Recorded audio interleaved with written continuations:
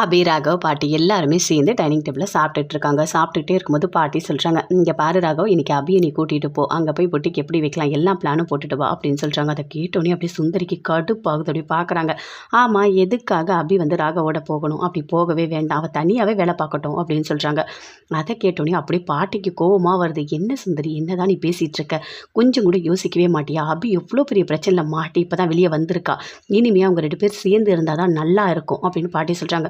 அதை கேட்டோன்னே சுந்தரிக்கு அப்படியே கோவமாக வருது. ஆமாம், இவன் எப்போ பார்த்தாலும் ராகவ் கிட்ட சண்டை போட்டுகிட்டே இருப்பா, ராகவால் அங்கே நிம்மதியாக ஒர்க் பண்ணவே முடியாது அப்படின்னு சுந்தரி சொல்கிறாங்க. அதை கேட்டோன்னே பாட்டி சொல்கிறாங்க, இங்கே பாரு, அபி ரொம்ப ரொம்ப நல்லவ, தங்கமானவ, அவளுக்கு நல்ல பிஸ்னஸ் மைண்ட் இருக்குது, அவள் நல்ல நல்ல ஐடியாலாம் கொடுப்பா, இனிமேல் நம்ம பிஸ்னஸ் இன்னும் நல்லா வளரும், நல்லா டெவலப் ஆகும் அப்படின்னு சொல்கிறாங்க. ஆமாம் அப்படின்னு சுந்தரி சொல்கிறாங்க. சரி, 2 பேரும் கிளம்புங்க அப்படின்னு சொல்கிறாங்க. அங்கேருந்து 2 பேருமே போகிறாங்க. அப்படியே முரளிக்கு கோவமாக வருது, பயங்கரமாக கடுப்பாகுது. அப்படியே இவங்க 2 பேரும் ஒன்றா போகிறாங்களே, ஐயோ எப்படி தடுக்கிறதே தெரியலையே அப்படின்னு சொல்லிட்டு அப்படியே கோவமாக இருக்காரு. விஷ் பண்ணுறாங்க. அனுவும் பார்த்து போயிட்டு வா அபி அப்படின்னு சொல்லிட்டு ஆல் த பெஸ்ட்டு சொல்கிறாங்க. அதே மாதிரி அஞ்சலியும் விஷ் பண்ணுறாங்க. அங்கேருந்து 2 பேருமே போகிறாங்க.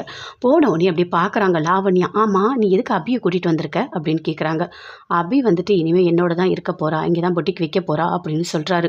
அதை கேட்டோடனே அப்படியே லாவண்யாவுக்கு கடுப்பாகுது. என்ன ராகவ் சொல்கிற? எதுக்காக நீ வந்துட்டு அபியை இங்கே கூட்டிகிட்டு வந்து பொட்டிக்கு வைக்க போகிற அப்படின்னு சொல்லிட்டு கேட்குறாங்க. இல்லை, பாட்டி தான் வந்துட்டு சொன்னாங்க, அபியை கூடவே வச்சுக்க சொன்னாங்க அப்படின்னு சொல்லிட்டு நடந்த எல்லாத்தையுமே ராகவ் சொல்கிறாரு. அப்படியே லாவண்யாவுக்கு கோவமாக வருது. அப்படியே பார்க்குறாங்க, அபி பார்க்குறாங்க. அங்கேருந்து ராகவ் உள்ளே போயிட்டாரு. அப்படியே அபியை பார்த்துட்டு கேட்குறாங்க, என்ன இனிமேல் நீ ராகவ் கூடயே இருக்க போறியா அப்படின்னு சொல்லிட்டு. ஆமாம், நான் ராகவ் கூட தான் இருக்க போகிறேன். ராகவ் யார் தெரியுமா? எனக்கு தொட்டு தாலி கட்டின என்னோட புருஷன். ஏன் புருஷன் கூட நான் இருக்கிறதுல உங்களுக்கு என்ன பிரச்சனை அப்படின்னு அபி கேட்குறாங்க. லாவண்யாவால் எதுவுமே பேசவே முடியல. அப்படியே கோவமாக வருது. அங்கேருந்து அப்படியே போகிறாங்க. போ, நீங்கள் எவ்வளோ கோவமாக வேணா போ, ஆனால் உன்னை விடவே மாட்டேன். எப்போ பார்த்தாலும் ஏதாவது ஒன்று பண்ணிகிட்டே வா இருக்க. இது நான் இங்கே வந்துட்டேன்ல, இனிமே உனக்கு இருக்குது அப்படின்னு அபி உள்ளே போகிறாங்க. போனோடனே ராகவ் சொல்கிறாரு, நீ இந்த இடத்துல வச்சுக்கோ, இங்கே வந்து பொட்டிக்கு வச்சுக்கோ அப்படின்னு சொல்கிறாரு. இடம்லாம் ஓகேவாக தான் இருக்குது, ஒன்றும் பிரச்சனை இல்லை, பார்த்துக்கலாம் அப்படின்னு சொல்லிட்டு அபி சொல்கிறாங்க. சரி, உனக்கு என்னென்ன பண்ணணும் எல்லாமே என்கிட்ட சொல்லு, எல்லாமே நான் அரேஞ்ச் பண்ணி தரேன், எல்லாமே நான் பண்ணுறேன் அப்படின்னு ராகவ் சொல்கிறாரு. சரிங்க அப்படின்னு சொல்லிட்டு அபி சொல்கிறாங்க. ரொம்ப 2 பேருமே சேர்ந்து ரொம்ப சந்தோஷமாக பேசிகிட்டு இருக்காங்க. அது அப்படியே லாவண்யா பார்க்குறாங்க. பார்த்தோன்னே அப்படியே கட்டு பார்க்குறாங்க. ஐயோ கடவுளே, இவ எப்போவுமே ஒரு மாதிரி தொல்லை கொடுக்கறதுக்கு கூடியே வந்து உட்காந்துட்ருக்கா. இதெல்லாம் பார்க்கணுன்னு என் தலையில் எழுதியிருக்கு. என்னால் தாங்கவே முடியல. எப்படியாவது இந்த அபியை பிரிச்சுட்டு ராகவோட சேர்ந்து நான் வாழலான்னு நினச்சா கடைசியில் இவ வந்து ஆஃபீஸில் உட்காந்துட்ருக்கா. இனிமேல் எப்போவுமே 2 பேரும் ஒன்றா தான் இருப்பாங்க. அதுவும் ராகவ் வேறு விட்டு கொடுக்கவே மாட்டான். அந்த அபியை அப்படி சப்போர்ட் பண்ணுவான். எனக்கு கடுப்பேற்றிகிட்டே இருப்பான். இனிமேல் நான் ஆஃபீஸ் வந்து வர்றதே கஷ்டம்தான். வந்தாலும் நிம்மதியாகவே இருக்காது. டென்ஷன்.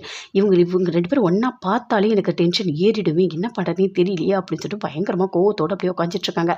அப்படியே அபி அந்த பக்கமாக போகும்போது பார்க்குறாங்க. என்ன லாவண்யா, நான் இங்கே வரப்போகிறேன்னு தெரிஞ்சோடனே பயங்கரமாக டென்ஷனாக இருக்க போல இருக்குது. இரு நல்லா அப்படியே டென்ஷனாகவே இரு, எனக்கு அப்போ தான் சந்தோஷமாக இருக்கும் அப்படின்னு சொல்லிட்டு அபி அப்படியே ரொம்ப சந்தோஷமாக போகிறாங்க. எல்லாருமே பார்த்து பேசுகிறாங்க அபிகிட்ட. எப்படிம்மா இருக்க, நல்லா இருக்கியா அப்படின்னு சொல்லிட்டு. உன்னோட பேட்டியெல்லாம் நாங்கள் பார்த்தோமா அப்படின்னு சொல்கிறாங்க. நடந்த எல்லாமே எங்களுக்கு தெரியும், உன் மேலே எந்த தப்புமே இருக்காதுன்னு எங்களுக்கு தெரியும் அப்படின்னு சொல்லிட்டு அந்த ஸ்டாஃப் எல்லாருமே சொல்கிறாங்க. ஆனால் நீ பேசுனது எல்லாருக்குமே ரொம்ப நல்லா இருந்ததும்மா, இனிமேல் எந்த பொண்ணுமே பயப்படவே மாட்டாங்க அப்படின்னு சொல்லிட்டு எல்லாருமே விஷ் பண்ணுறாங்க. எனக்கே இந்த மாதிரி ஒரு பிரச்சனை வந்தது எனக்கு ரொம்ப கஷ்டமாக இருந்தது, அதுலேருந்து இவர் தான் என்னை காப்பாற்றினார் அப்படின்னு சொல்லிட்டு அபி எல்லாத்தையுமே சொல்கிறாங்க. எல்லாருமே சேர்ந்து ரொம்ப சந்தோஷமாக பேசிக்கிட்டு இருக்காங்க. வீட்டில் அனு இருக்காங்க, ஆகாஷ் 2 பேருமே சேர்ந்து பேசுகிறாங்க. பார்த்தீங்களா, அப்போ அவங்க 2 பேரும் சேர்ந்து ஒன்றா போகிறத ஆஃபீஸ்க்கு, இனிமேல் கவலையே பட வேண்டாம், ராகவ் அபியை சூப்பராக நல்லா பார்த்துப்பாரு அப்படின்னு ஆகாஷ் சொல்கிறாரு.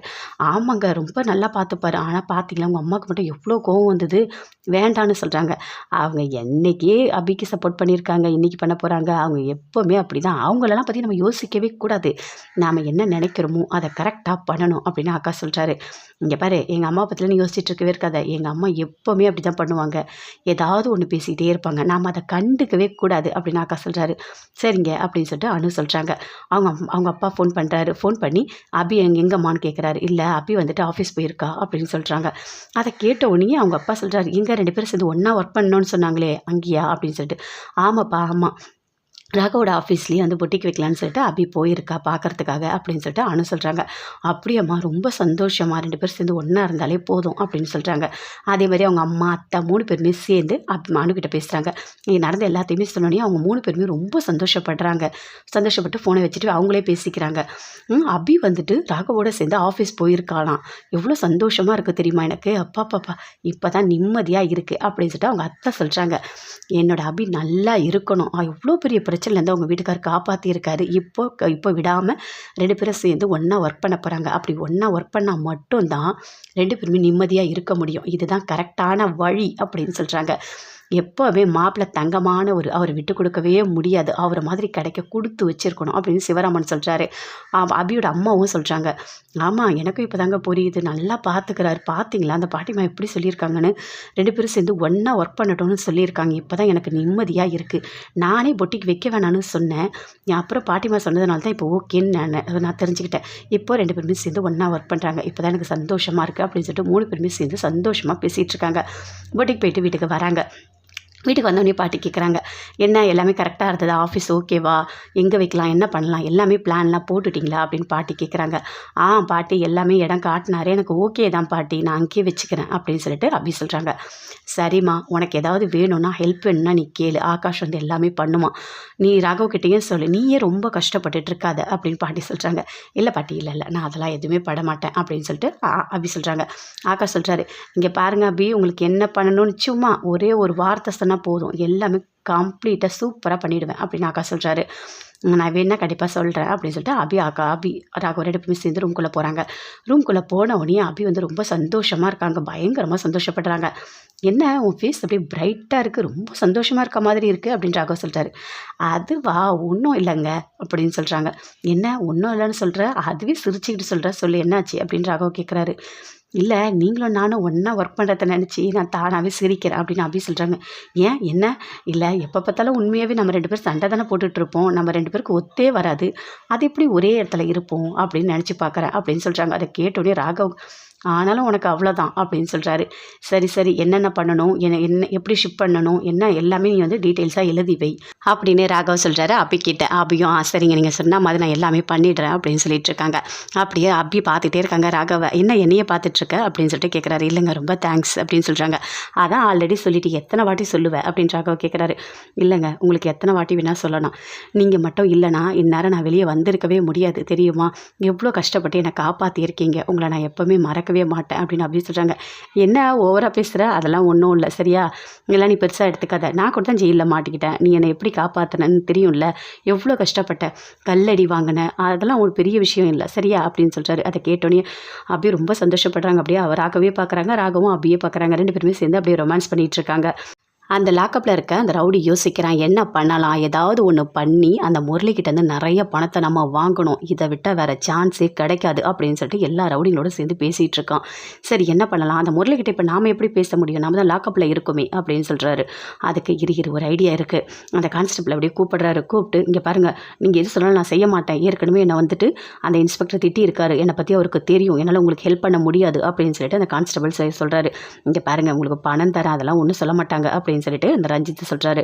நான் சொல்கிற மாதிரி ஃபோன் நம்பர் தரேன் அந்த முரளி, இது அவனுக்கு போய் ஃபோன் பண்ணுங்கள், ஃபோன் பண்ணி அவங்கிட்ட நீங்கள் என்ன சொல்கிறீங்கன்னா, பணம் வந்து எங்களுக்கு நிறைய வேணும், அப்படி பணம் கொடுக்கலன்னா நாங்கள் வந்து உங்கள் பேரை காமிச்சு கொடுத்துருவோம் அப்படின்னு சொல்லி மிரட்டுங்க அப்படின்னு சொல்லிட்டு ரஞ்சித் சொல்கிறாரு.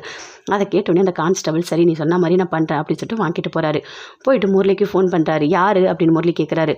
நான் வந்துட்டு கான்ஸ்டபிள் பேசுகிறேன் அப்படின்னு சொல்கிறாரு. கான்ஸ்டபிளா, யாரும் எனக்கு தெரியாதே, எனக்கு எதுக்கு ஃபோன் பண்ணுறீங்க அப்படின்னு சொல்லிட்டு முரளி கேட்குறாரு. இங்கே பாருங்கள், ரஞ்சித்ன்றவர் தெரியுமா, ஐயோ தெரியுமே, இவன் இப்போ லாக்கப்பில் தானே இருக்கான், யார் ஃபோன் பண்ணுறது அப்படின்னு சொல்லிட்டு அப்படி யோசிக்கிறாரு. என்ன யார் ரஞ்சித், எனக்கு எதுவுமே தெரியாது அப்படின்னு முரளி சொல்கிறாரு. இங்கே பாருங்கள், அவர் தான் ஃபோன் பண்ண சொன்னார், அவர் பேர் ரஞ்சித், இப்போ லாக்கப்பில் இருக்கார், அவர் வந்துட்டு உங்ககிட்ட பணம் கேட்டிருக்காரு, அவருக்கு தேவையான பணத்தை நீங்கள் கொடுத்தீங்கன்னா உங்கள் பேரை அவர் சொல்ல மாட்டாராம், அப்படி இல்லைனா உங்கள் பேரை சொல்லி உங்களை மாட்டி விட்டுருவேன்னு சொல்கிறாரு அப்படின்னு சொல்லிட்டு நடந்த எல்லாத்தையுமே கான்ஸ்டபிள் முரளிக்கிட்ட சொல்கிறாரு. அதை கேட்டோன்னே முரளி அப்படியே ஷாக் ஆகிறாரு. ஐயோ, இவன் எதுக்கு தேவையில்லாத வேலைலாம் பார்த்துக்கிட்டு இருக்கான், என்ன எதுக்காக இதில் வந்து மாட்டி விடணும்னு நினைக்கிறான், ஐயோ இப்போ என்ன பண்ணுறதே தெரியலையே அப்படின்னு சொல்லிட்டு அப்படியே முரளி கடுப்பாகிறாரு. கடுப்பாயிட்டு யோசிக்கிறாரு. சரி, எவ்வளோ பணம் கேட்டாலும் நான் தரேன், ஆனால் என்னை காட்டி கொடுக்கக்கூடாது அப்படின்னு சொல்லிட்டு முரளி சொல்கிறாரு. சரி நீங்கள் சொன்ன மாதிரி நான் போய் சொல்கிறேன் அப்படின்னு சொல்லிட்டு உள்ளே போய் கான்ஸ்டபிள் சொல்கிறாரு. அவர் பணம் கொடுக்க ஒத்துக்கிட்டாரு, அதனால் அவர் பேர் நீங்கள் சொல்லக்கூடாதுன்னு சொல்லியிருக்காரு அப்படின்னு கான்ஸ்டபிள் சொல்கிறாரு.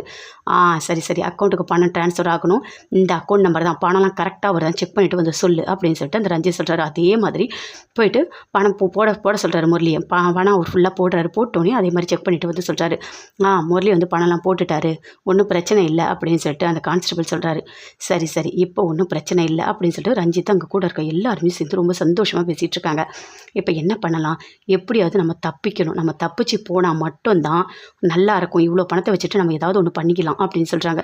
சரி, எப்போ தப்பிக்க முடியும், நம்மளை கரெக்டாக கூட்டிகிட்டு போயிட்டு அவங்க வந்து அந்த கோர்ட்டில் ஒப்படைக்க போகிறாங்க, நம்ம எப்படி தப்பிக்க முடியும் அப்படின்னு சொல்லிட்டு தப்பிக்கணும், ஏதாவது ஒன்று பண்ணி தப்பிக்கணும், போகிற வழியில் கூட தான் தப்பிக்கலாம் அப்படின்னு சொல்லிட்டு 3 பேருமே சேர்ந்து பிளான் போட்டுட்ருக்காங்க. அங்கேருந்து இன்ஸ்பெக்டர் வராரு.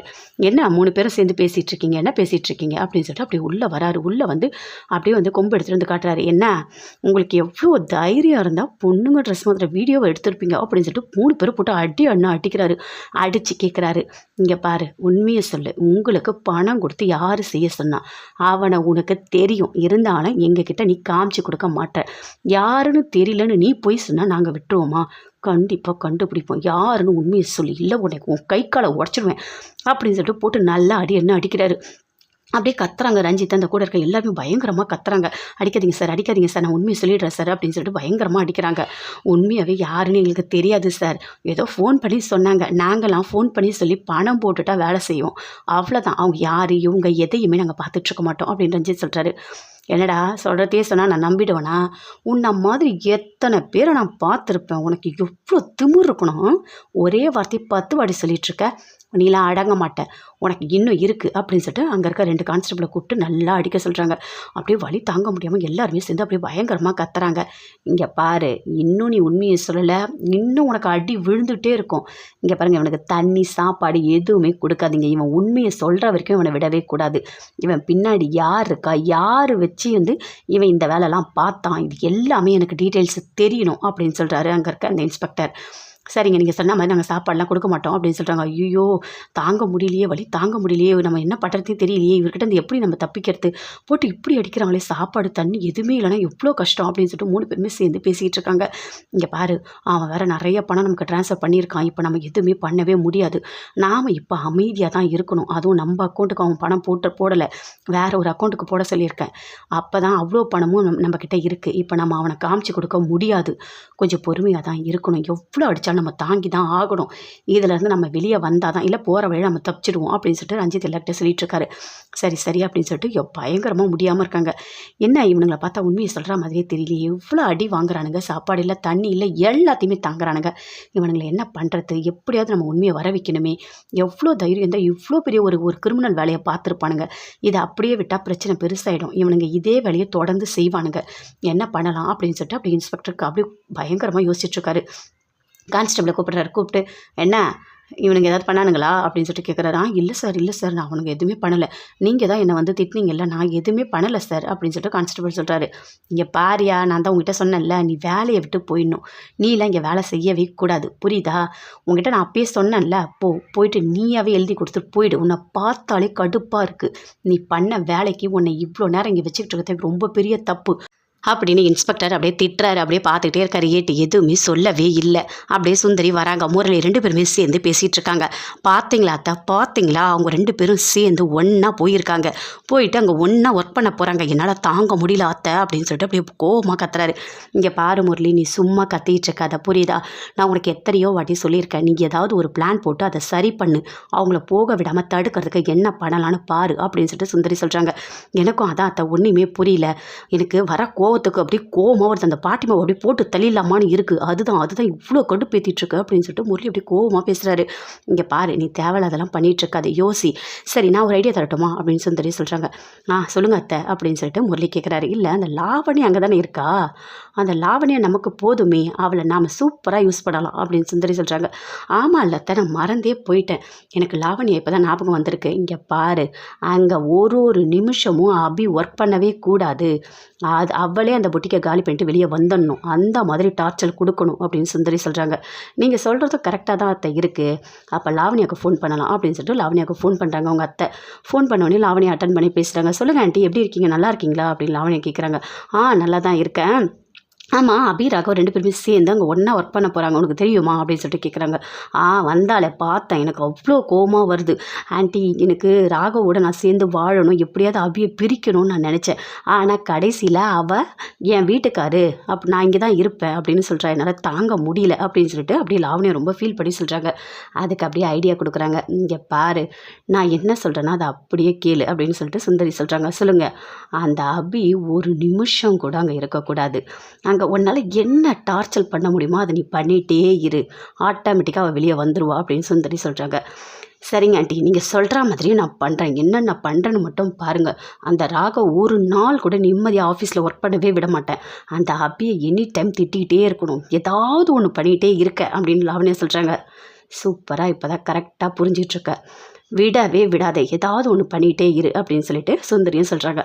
நீங்கள் சொல்கிறீங்களா ஆண்டி, நான் பார்த்துக்கிறேன் அப்படின்னு சொல்லிட்டு லாவண்யா ஃபோனை வச்சுட்டு யோசிக்கிறாங்க. என்ன ராகவ், எப்போ பார்த்தாலும் அந்த அபியை விட்டு கொடுக்காமலா பேசுகிற? இனிமே இருக்குது அந்த அபிக்கு ஏதாவது ஒரு ஃபைலை மாற்றி வைக்கிறது, எடுத்து வைக்கிறது, காணாத போகிறது, என்னால் என்ன பண்ண முடியுமோ, உனக்கு டார்ச்சர் கொடுக்க முடியுமோ எல்லாமே இனிமேல் நான் கொடுப்பேன். அதுக்காக தான் நான் ஆஃபீஸ்க்கே வரப்போகிறேன் அப்படின்னு லாவணியும் அப்படியே சிரிச்சுக்கிட்டே மனசுக்குள்ளேயே அப்படியே பேசிக்கிறாங்க. அப்போ நான் கட் பண்ணிட்டோன்னே சுந்தரி சந்தோஷமாக சிரிக்கிறாங்க. பாத்தியா எப்படி எப்படி பிளான் பண்ணுன்னு பாத்தியா அப்படின்னு சொல்லிட்டு சுந்தரி சொல்கிறாங்க. ஆமாம் அத்தை, உங்கள் மூளை சூப்பரான மூளை தான், கரெக்டாக தான் ஒர்க் பண்ணியிருக்கீங்க. ஒரு நிமிஷத்தில் யோசித்து லாவண்யா மூலயமா எல்லாமே பண்ணுறீங்க அப்படின்னு சொல்லிட்டு முரளி சொல்கிறாரு. இனிமேல் லாவண்யா பார்த்துப்பா, நீ கவலையே படாத அப்படின்னு சொல்லிட்டு சுந்தரி அங்கேருந்து போகிறாங்க. அப்படியே சந்தோஷமாக இருக்காரு. ஓகே, ஒரு வழியாக அபியோட ப்ராப்ளம் ஓவர். லாவண்யாவை வச்சா அபி கதையை நம்ம முடிச்சிடலாம், அபி ஆஃபீஸ்க்கே போகக்கூடாது அப்படின்னு சொல்லிட்டு முரளி அப்படியே மைண்ட் வாய்ஸ்லேயே பேசிக்கிட்டு அப்படியே வராரு. ஆஞ்சலி பார்க்குறாங்க. என்னங்க ரொம்ப சந்தோஷமாக இருக்க மாதிரி இருக்குது அப்படின்னு கேட்குறாங்க. இவ வேற என்னை சந்தோஷமாக இருக்கவும் விட மாட்டா, என்னை கஷ்டப்படவும் விட மாட்டா, எப்போ பார்த்தாலும் வந்து ஏதாவது ஒன்று கேட்டு எரிச்சல் பண்ணிகிட்டே இருப்பா. இவளை பிடிச்சி எனக்கு கல்யாணம் பண்ணி வச்சு என் வாழ்க்கையை அழிச்சிட்டாங்க. இவளை பார்த்தாலே கடுப்பாக இருக்குது. இவளை போட்டு தள்ளலான்னு பார்த்தா அதுக்கும் முடிய மாட்டேது. ஏதாவது ஒரு வகையில் இவளை வந்து அபி காப்பாற்றிட்றா அப்படின்னு சொல்லிட்டு அப்படியே கோவமாக பார்க்குறாரு. என்னங்க நான் பேசிக்கிட்டே இருக்கேன், நீங்கள் எதுவுமே சொல்லவே மாட்டீங்க அப்படின்னு சொல்லிட்டு அஞ்சலி சொல்கிறாங்க. ஆமாம், நான் ரொம்ப சந்தோஷமாக இருக்கேன் அப்படின்னு சொல்கிறாரு. நம்ம குழந்தை உன்னை உங்கள் 2 பேரை தவிர நான் யாரை நினைக்க போகிறேன், உங்கள் 2 பேர் தான் நான் ரொம்ப நினச்சிட்ருக்கேன் அப்படின்னு சொல்கிறாரு.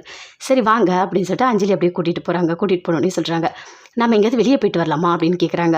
போகலாமே, சரி கோயிலுக்கு போகலாமா அப்படின்னு சொல்லிட்டு அஞ்சலி சொல்கிறாங்க. 2 பேருமே சேர்ந்து கோயிலுக்கு போகிறாங்க. அப்போ பாட்டிக்கிட்ட சொல்லிட்டு போகிறாங்க, நாங்கள் கோயிலுக்கு போயிட்டு வரோம் அப்படின்னு சொல்லிட்டு அஞ்சலி சொல்கிறாங்க. பாட்டி ரொம்ப சந்தோஷப்படுறாங்க. சரி நீங்கள் 2 பேரும் போயிட்டு வாங்க அப்படின்னு சொல்லிட்டு அப்படி பார்க்குறாங்க. 2 பேருமே சேர்ந்து ரொம்ப சந்தோஷமாக போகிறாங்க. போகும்போது அஞ்சலி சொல்கிறாங்க, என்னங்க உங்கள் கூட இருக்கிறது எனக்கு எவ்வளோ சந்தோஷமாக இருக்குது தெரியுமா, என்ன சொல்கிறதுன்னு எனக்கு தெரியல, அவ்வளோ சந்தோஷமாக இருக்குது. முன்னாடியெல்லாம் நீங்கள் என் கூடவே இருக்க மாட்டீங்க, இப்போ என் கூடவே இருக்கீங்க அப்படின்னு சொல்லிட்டு அஞ்சலி ரொம்ப சந்தோஷப்படுறாங்க. ஐயோ கடவுளே, இவன் நம்மளை நிம்மதியாகவே இருக்க விட மாட்டா போல இருக்குது, அங்கே வா இங்கே வான்னு சொல்லிட்டு நம்ம உயிரை எடுக்கிறதுக்குனே இருக்கா அப்படின்னு சொல்லிட்டு அப்படியே கூட போகிறாரு. போயிட்டு கோயிலெலாம் சுற்றுறாங்க. சுற்றிட்டு சாமியெல்லாம் கும்பிட்றாங்க. கும்பிட்டோடனே அங்கே 2 பேர் பேசிகிட்டு இருக்காங்க. அது எல்லாமே அப்படியே பார்த்துட்டே இருக்காங்க. என்ன அங்கே பேசிகிட்டு இருக்கதே பார்க்குறீங்க அப்படின்னு சொல்லிட்டு அப்படியே முரளி கேட்குறாரு. இல்லைங்க, அவங்க குழந்தை பிறக்கிறத பற்றி பேசிகிட்டு இருக்காங்க, பொண்ணா பையனா அப்படின்னு சொல்லிட்டு அப்படின்னு அஞ்சலி சொல்கிறாங்க. ஓ அப்படியா அப்படின்னு முரளி கேட்குறாரு. சரி வாங்க போகலாம் அப்படின்னு சொல்லிட்டு கூப்பிடுறாரு அஞ்சலி. அப்போ அஞ்சலி சொல்கிறாங்க, என்னங்க பொண்ணு வேணுமோ உங்களுக்கு பையன் வேணுமா அப்படின்னு சொல்லிட்டு கேட்குறாங்க. எதுவாக இருந்தா அண்ணா, எல்லாமே நம்ம குழந்தை தானே அப்படின்னு சொல்கிறாரு. அப்படியே அஞ்சலி ரொம்ப சந்தோஷமாக அப்படியே பார்க்குறாங்க. இல்லை எனக்கும் ஓகே தான், இருந்தாலும் ஒரு எதிர்பார்ப்பு இருக்கும்ல, எனக்கு அது ஒரு மாதிரி எக்ஸைட்டாக இருக்குங்க அப்படின்னு சொல்கிறாங்க. சரிங்க அஞ்சலி, எந்த குழந்தை பிறந்தாலும் நம்ம ஏற்றுக்கணும் அப்படின்னு சொல்கிறாரு. எனக்கு ஒன்றும் பிரச்சனை இல்லைங்க அப்படின்னு சொல்லிட்டு 2 பேருமே சேர்ந்து பேசிட்டு வராங்க. வரும்போது அப்படியே இறங்குறாரு. இறங்கி பூ வாங்கி தராரு. நீங்களே வச்சு விடுங்க அப்படின்னு அஞ்சலி சொல்கிறாங்க. அதே மாதிரி வச்சு விட்றாரு. வச்சு விட்டோடனே அப்படியே அஞ்சலி ரொம்ப சந்தோஷப்படுறாங்க. பூவெல்லாம் வாங்கி வச்சு கொடுக்குறீங்க அப்படின்னு சொல்லிட்டு. அதுக்காக இல்லை அஞ்சலி, நீங்கள் எப்பவுமே சந்தோஷமாக இருக்கணும், உங்களுக்கு பூனா ரொம்ப பிடிக்கும், அதனால தான் நான் வாங்கி கொடுத்தேன் அப்படின்னு முரளி சொல்கிறாரு. அதை வச்சுட்டு அப்படியே வராங்க. வந்துட்டு ஒரு ரெஸ்டாரண்ட்டில் சாப்பிட வைக்கிறாரு. எல்லாமே பார்த்து பார்த்து அப்படியே கவனிக்கிறாரு. ரொம்ப சந்தோஷமாக இருக்காங்க அஞ்சலி. அவ்வளோ சந்தோஷமாக சாப்பிட்றாங்க. எனக்கு பிடிச்ச ஐட்டம் எல்லாமே வாங்கி தரீங்க, உங்களுக்கு எப்படி தெரியும் அப்படின்னு அஞ்சலி கேட்குறாங்க. ஏனங்க உங்கள் கூட இவ்வளோ நாள் வாழற எனக்கு தெரியாதா என்ன அப்படின்னு முரளி சொல்கிறாரு. இல்லையே, உங்களுக்கு எல்லாமே மறந்துடுச்சு, ஞாபகம் இல்லைன்னு தான் நினச்சேன். அதெல்லாம் ஒன்றும் இல்லை, நீங்கள் அடிக்கடிக்கு சாப்பிட்றதுலாம் பார்ப்பேன்ல அதனால தான் அப்படின்னு சொல்கிறாரு. ஐயோ கடவுளே, இவகிட்ட நல்லா மாட்டிப்போம் போல இருக்கே, ஞாபகம் மறதின்றதை இவர்கிட்ட மறைக்க முடியாது போல இருக்கே அப்படின்னு சொல்லிட்டு அப்படியே பார்க்குறாரு. சரி வாங்கன்னு சொல்லிட்டு வீட்டுக்கு கூட்டிகிட்டு போகிறாரு. வீட்டுக்கு கூட்டிகிட்டு போகும்போது அப்படியே ரொம்ப சந்தோஷமாக போகிறாங்க. பாட்டி கேட்குறாங்க, என்ன ரொம்ப சந்தோஷமாக இருக்கீங்க அப்படின்னு சொல்லிட்டு. ஆமாம், இவர் என்னென்ன பண்ணார் தெரியுமா, எனக்கு பூ வாங்கி கொடுத்தாரு, கோயிலுக்கு கூட்டிகிட்டு போனார், அப்புறம் ரெஸ்டாரண்ட்டு கூட்டிகிட்டு போனார், என்ன ரொம்ப ஹாப்பியாக பார்த்துக்கிட்டாரு அப்படின்னு சொல்லிட்டு அஞ்சலி சொல்கிறாங்க. அப்படியா, சூப்பர், நல்லா இருந்தால் போதும் அப்படின்னு சொல்லிட்டு பாட்டி சொல்கிறாங்க. சரி உள்ளே வாங்க, போய் ரெஸ்ட் எடுங்க போங்கன்னு சொல்கிறாங்க. அப்படியே உள்ளே போகிறாங்க. போனோடனே அஞ்சலி உட்காந்துட்டு இருக்காங்க. அப்போ முரளிகிட்ட கேட்குறாங்க, என்னங்க இன்னைக்கு ஃபுல்லாக எனக்கு பிடிச்ச எல்லாமே வாங்கி கொடுத்தீங்க அப்படின்னு சொல்லிட்டு. ஆமாம், உங்களுக்கு பிடிச்சது செய்யாமல் வேறு என்ன பண்ண போகிறேன். இவ ஏன்னா இப்படி பேசிகிட்டு இருக்காளோ தெரியல. தலையெழுத்து இங்கே இருக்கிறதுனால இவளை கூட்டிகிட்டு போகணும், என் தலையில் எழுதியிருக்கு அப்படின்னு சொல்லிட்டு அப்படியே கோவமா அப்படின்னு மனசுக்குள்ளேயே நினைக்கிறாரு. ஆனால் வெளியே அஞ்சலிக்கிட்ட அப்படியே சிரிக்கிறாரு. ஒன்றுமே தெரியாத மாதிரி இப்படி சிரிச்சிட்டே இருக்காரு. சரிங்க, ரொம்ப சந்தோஷமாக இருக்குது, இதே மாதிரி நம்ம அடிக்கடிக்க வெளியே போகணும் அப்படின்னு அஞ்சலி சொல்கிறாங்க. அடிக்கடிக்க வரியா அப்படின்னு சொல்லிட்டு அப்படியே முரளி மனசுக்குள்ளேயே அப்படியே யோசிச்சுட்டு இருக்காரு பயங்கரமாக.